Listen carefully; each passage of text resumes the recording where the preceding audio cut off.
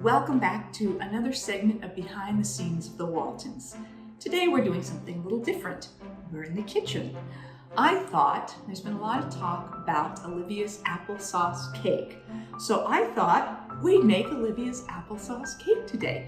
And this is coming from the recipe in the book, The Homecoming. So in the very back of this book, there is Olivia's applesauce cake recipe. I haven't made it before. In fact, I don't think I ever had her applesauce cake on the show, although we talked about it mostly in the Homecoming, but we never actually had it, or if we did, it wasn't actually applesauce cake. So we're going to go through this experiment together. It's applesauce cake. Oh, Jumbo, I appreciate that. Here we go. Oh, and I have a cup of tea while I am making this, so grab your tea and come join me. So first off, we are going to sift together flour. So 3.5 cups of flour, 1 teaspoon of baking soda, pinch of salt. Now, how much exactly is a pinch of salt? This is a question that I have run into any number of times. Pinch it and put it in. We need 1 teaspoon of cinnamon, 2 teaspoons of cloves, 2 teaspoons of nutmeg. We are going to basically sift these together. So I'm just going to do as good a job as possible of just stirring this together.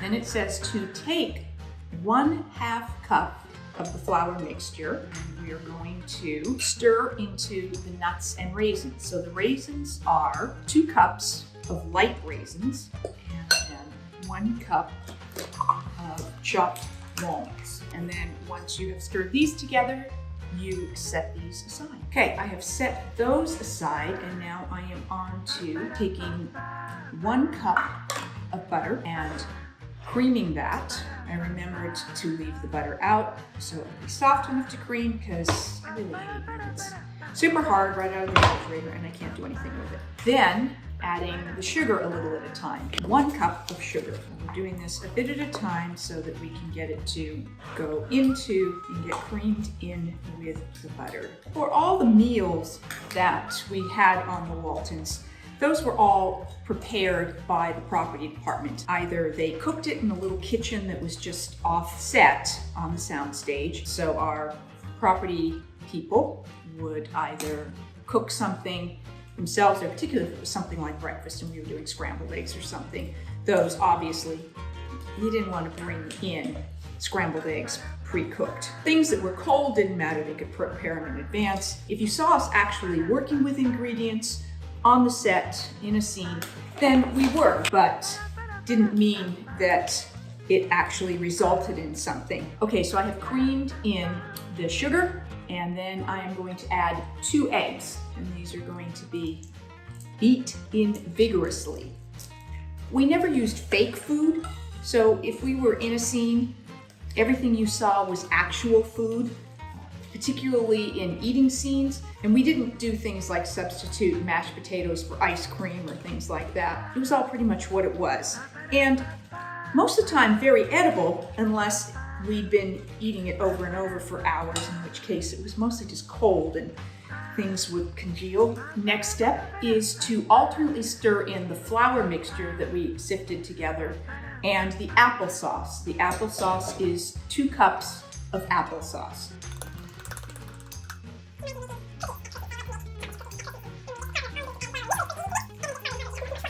All right, now I have all of the applesauce and flour mixture mixed together, and the next thing is to add the nuts and the raisin mix as well. So this was the nuts and raisins in 1/2 cup of the flour mix. Once it is all mixed together, then we are going to put it into a well-greased cake mold, and we're going to preheat the oven to 350 degrees.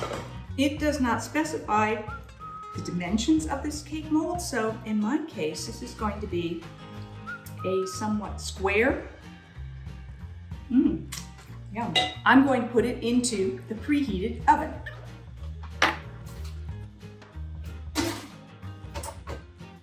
I will set a timer and I'll see you in an hour. And then we will add Jane's whiskey frosting.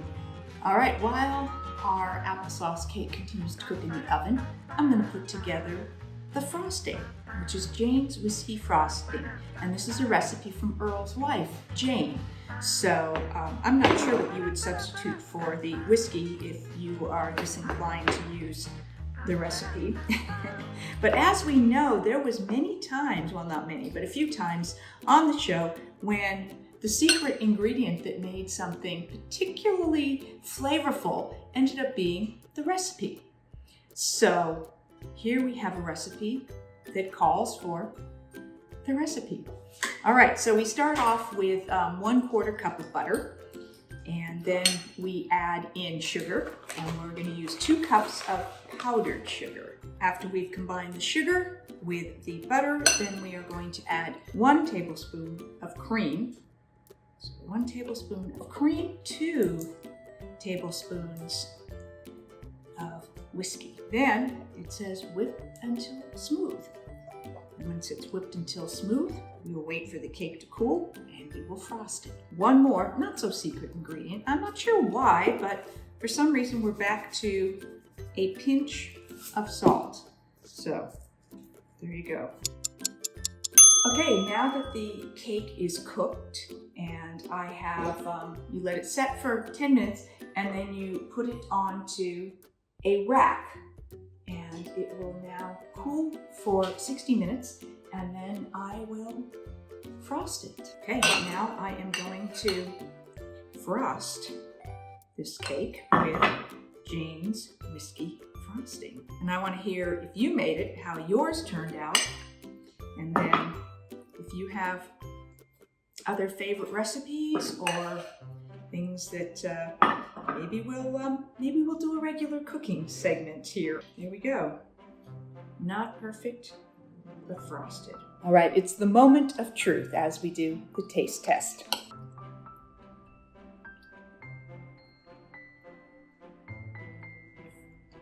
It's good. I want to thank you for joining me for this special edition of Behind the Scenes of the Waltons as we made Olivia's applesauce cake with Jane's whiskey frosting. I'll be back for more Behind the Scenes of the Waltons, more Ask Judy, and who knows, maybe even another Cooking with Judy segment. Thanks for watching.